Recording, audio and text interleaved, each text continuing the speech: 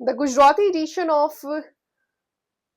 Mujhe Pasand Hai Chautyan, the biography of Gujarat first women chief minister and current government of Uttar Pradesh, Anandiben Patel, was released in Ahmedabad. The book was unveiled by Union Home Minister Amit Shah, Chief Minister Bhupendra Patel, and spiritual leader Ramesh Ojha. Speaking at the event, HM Amit Shah described Anandiben Patel's life as an inspiring story of determination and reliance.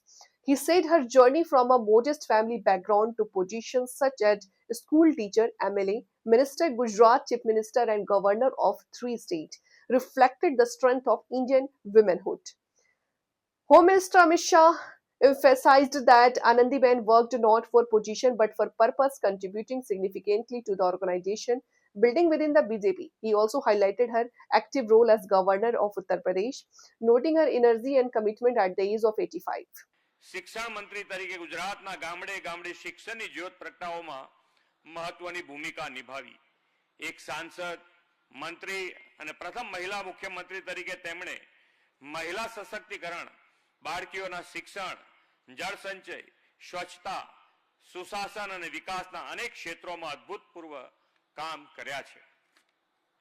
મુખ્યમંત્રી તરીકે તેમણે જે નિષ્ઠા, પારદર્શિતા અને કાર્યક્ષમતા દાખવી છે તે આજે પણ ગુજરાતના લોકોના હૃદયમાં અંકિત છે. આનંદીબેન હંમેશા ગુજરાતની અસ્મિતા અને પ્રગતિને સર્વોપરી રાખી છે. તેમણે જે વિભાગમાં કામ કર્યું તેમાં તેમણે પોતાની આગવી ઓળખ ઊભી કરી.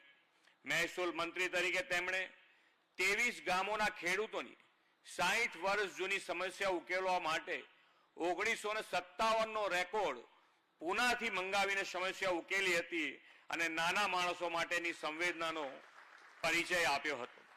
આદરણીય શ્રી નરેન્દ્રભાઈ મોદીની સૂચનાથી ખેડૂતોને વિશ્વાસમાં લઈને હજારો એકર જમીન નર્મદાની નહેર માટે સંપાદન કરીને નર્મદાનું પાણી ખેતરોમાં પહોંચાડવાના ભગીરથ કાર્યમાં પણ તેઓ જોડાયા હતા. રાજ્યમાં સૌ પ્રથમ વખત અલગ મહિલા અને બાળ વિકાસ વિભાગની શરૂઆત હોય કે આંગણવાડીઓને સમગ્ર દેશમાં એક અલગ ઓળખ આપવાનું કાર્ય હોય, આ બધા જ કાર્યોમાં સફળતાપૂર્વક સંપન્ન કરવામાં આનંદીબેન પોતાની આગવી અને મક્કમ વહીવટી કુશળતાનો પરિચય કરાવ્યો છે.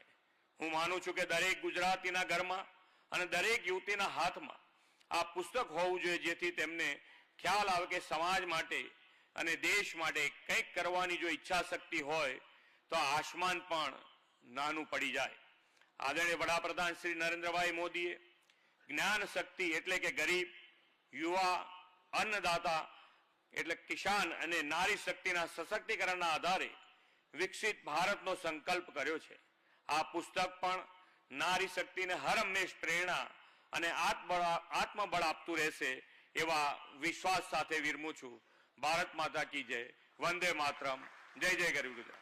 સોધાઈ પાર્ટીનો વિસ્તાર કરવાનું જ્યારે 2014માં નક્કી કર્યું ત્યારે અમે 1,86,000 બૂથોમાં ગેપ ક્યાં છે શોધ્યો, ત્યાં સદસ્યતા કરી અને આજે કાશ્મીરથી કન્યાકુમારી અને દ્વારકાથી કામાખ્યા સુધી ભારતીય જનતા પાર્ટી વધી.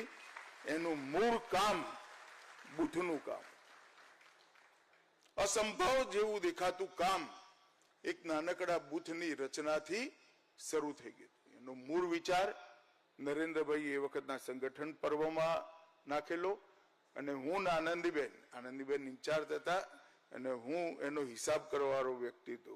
અમે બે એ સંગઠન પર્વમાં કામ કર્યું હતું. ઘણીવાર અત્યારે રાત્રે એકલા બેસતા વિચારું છું કે ત્યાંથી આજ સુધીની બૂથ રચનામાં ભારતીય જનતા પાર્ટીમાં કેટલું મોટું પરિવર્તન આવ્યું ને ભારતીય જનતા પાર્ટી ક્યાંથી ક્યાં પહોંચી.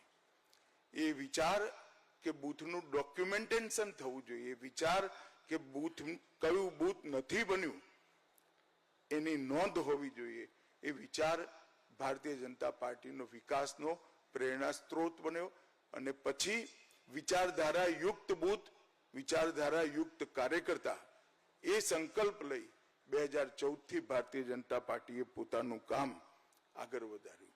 આનંદીબેનના જીવનમાં વિદ્યાર્થીની તરીકે તો સંઘર્ષ આવ્યો જ, શિક્ષિકા, સમાજસેવિકા અને રાજનીતિમાં કામ કરતી વખત પણ સંઘર્ષ આવ્યો. અનેક સંઘર્ષો એમને પાર કરવા પડે. ધારાસભ્ય બન્યા, શિક્ષણ મંત્રી, મહેસૂલ મંત્રી, મુખ્યમંત્રી અને પછી રાજ્યપાલ, 3 રાજ્યોના રાજ્યપાલ પણ.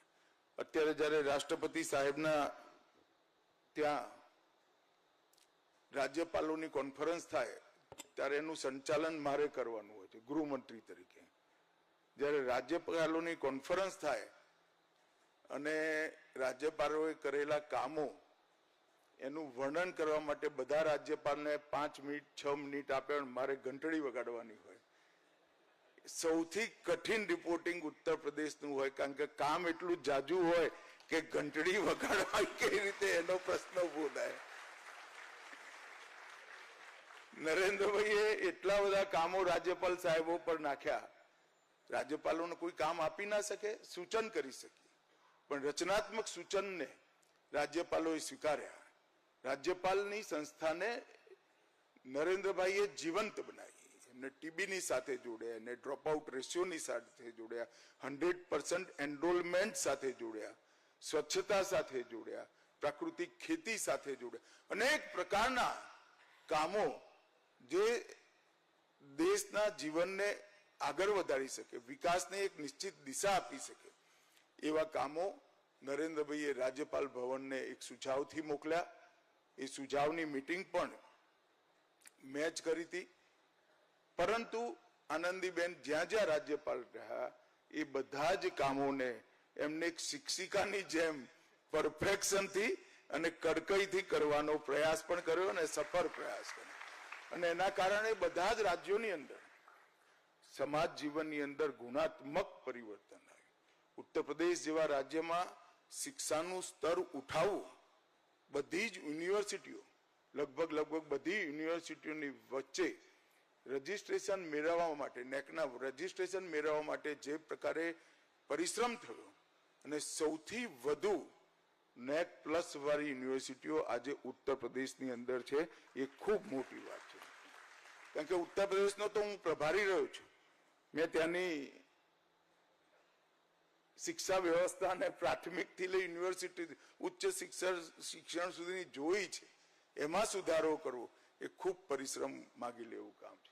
નર્મદાનો પાયો જવાહરલાલ નહેરુએ નાખ્યો હતો અને પૂરી કરવાનું કામ જ્યારે નરેન્દ્રભાઈ વડાપ્રધાન હતા ત્યારે થયું અને આનંદીબેન મુખ્યમંત્રી હતા ત્યારે થયું. પરંતુ આનંદીબેન મુખ્યમંત્રી હતા એ વખતે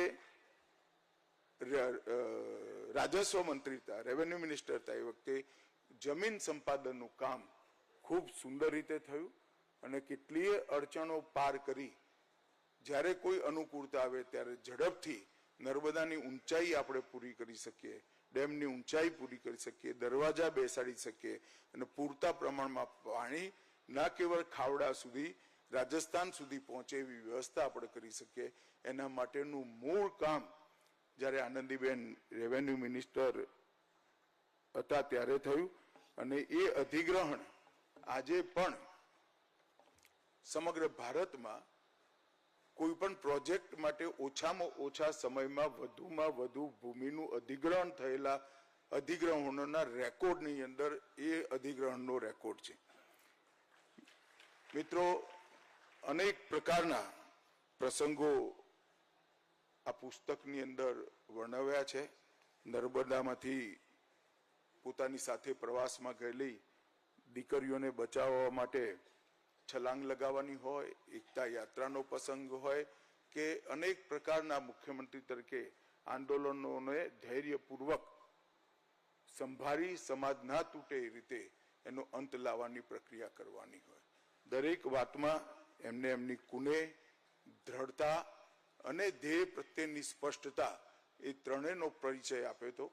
આનંદીબેન હમણાં જ આવતા મને એમની ઉંમરનો અંદાજ નહોતો. મેં પૂછ્યું, મને ભૂપેન્દ્રભાઈ કહ્યું 83 થયા. એટલે મેં બેનને કહ્યું, બેન 83 થયા? તો બેને કહ્યું, ના ભાઈ 85 થયા.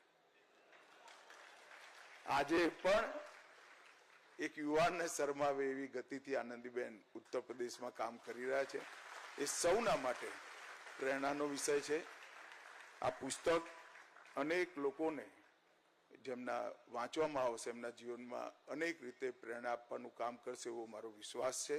હું આજના પ્રસંગે પરમ કૃપારૂપ પરમાત્માને આનંદીબેનના ઉત્તમ સ્વાસ્થ્ય અને દીર્ઘાયુષ માટે